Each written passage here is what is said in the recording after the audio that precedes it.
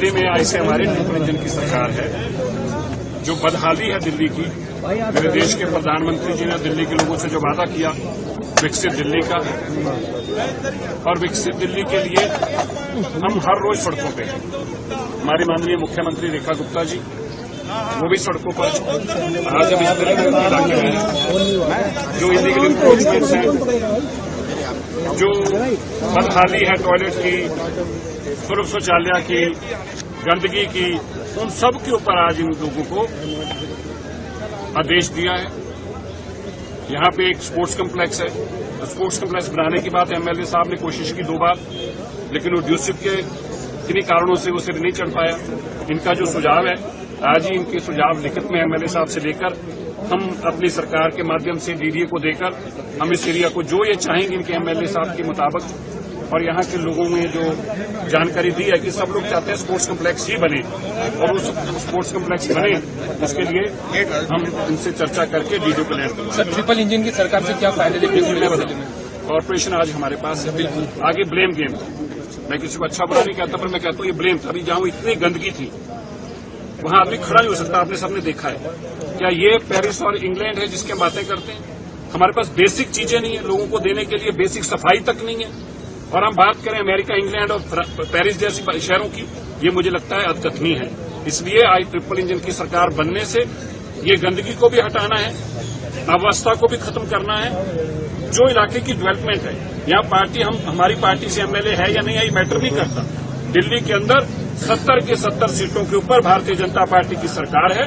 Bharatiya Janata party उन सभी MLA के साथ भी काम मिलकर करना चाहती है, चाहे वो विपक्ष की हो चाहे विपक्ष की हो।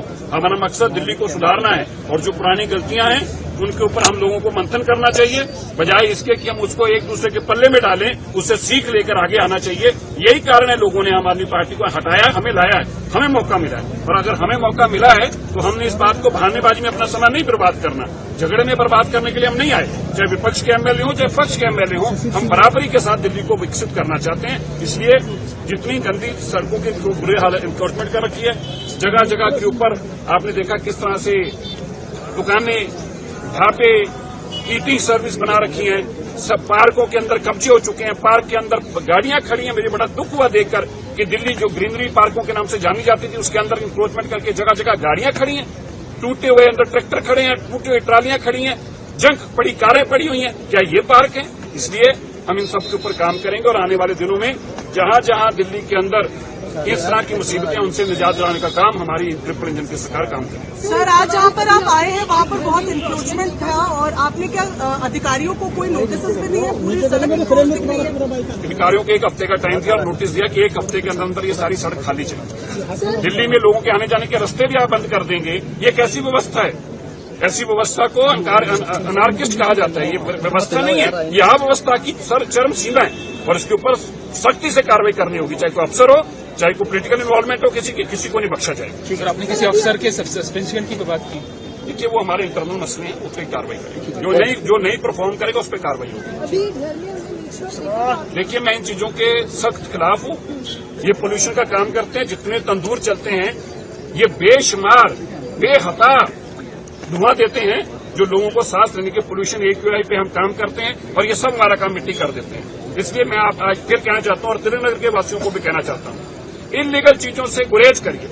ये जो इलीगल ईटरीज आप बनाते हैं, ये आपके परिवार के लिए, आपकी सेहत के लिए, आपके मोहल्ले की सेहत के लिए झगड़ा का कारण बनती है।